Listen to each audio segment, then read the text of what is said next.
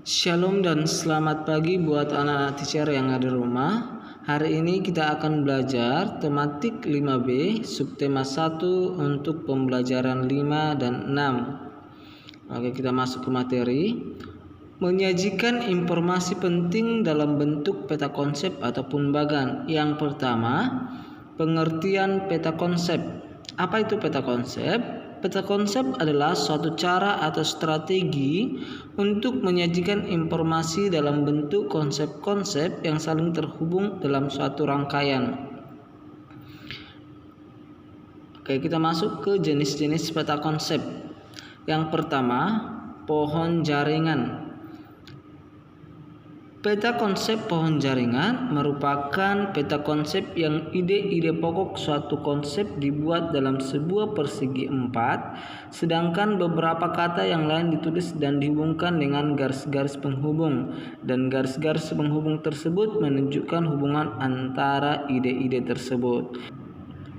Oke, di sana ada contohnya. Kita lihat peta konsepnya terbentuk dalam sebuah segi 4 ya, dan dari atas ke bawah itu saling berhubungan.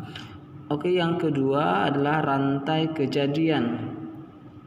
Peta konsep rantai kejadian merupakan peta konsep yang dapat digunakan untuk menunjukkan suatu urutan kejadian, langkah-langkah dalam sebuah prosedur atau suatu tahapan dalam suatu proses, seperti halnya dapat digunakan dalam melakukan suatu eksperimen. Kita perhatikan contohnya di sana ya. Kita lihat kalimat yang paling atas, berkurangnya resapan akibat kepadatan penduduk akan mengakibatkan pendangkalan sungai dan buruknya drainase.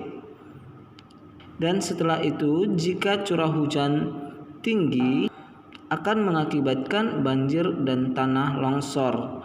Setelah itu timbul wabah dan penyakit. Jadi dari atas ke bawah itu berkesinambungan dan menjelaskan seperti langkah-langkah ataupun tahapan-tahapan suatu proses yang akan terjadi dari proses pertama sampai terakhir. Yang ketiga, peta konsep siklus.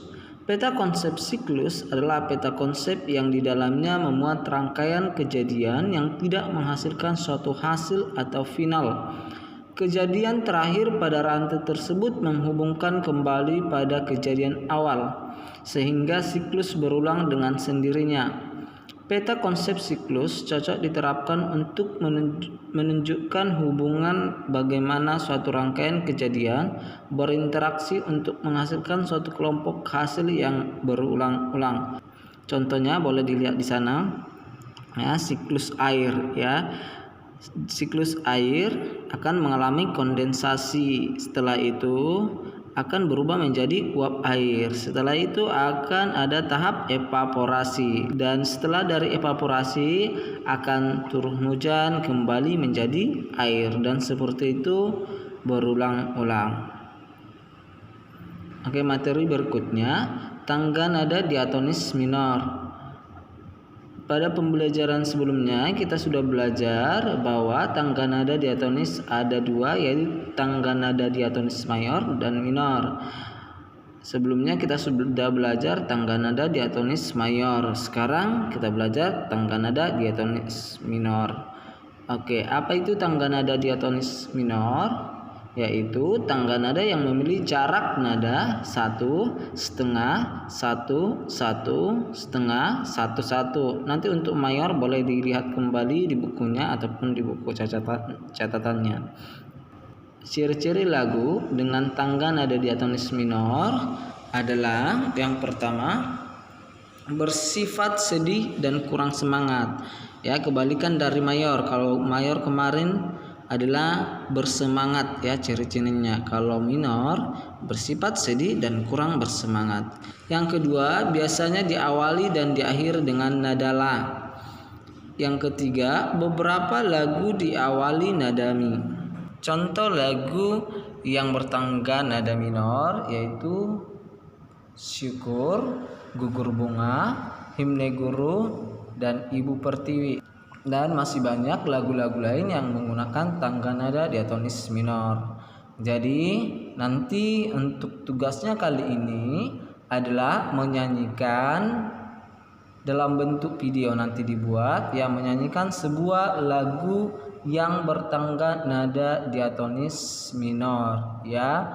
Misalnya dari keempat contoh yang Bapak sebutkan di sini, ya, boleh dipilih mau menyanyikan syukur, gugur bunga, himne guru, ibu pertiwi, ya. Untuk lagu syukur ataupun liriknya boleh dilihat di bukunya. Tapi kalau misalnya anak-anak teacher lebih hafal lagu himne guru karena mungkin sering kita nyanyikan pada saat hari guru, boleh nanti akan Bapak share linknya supaya boleh belajar sesuai dengan lagunya, ya.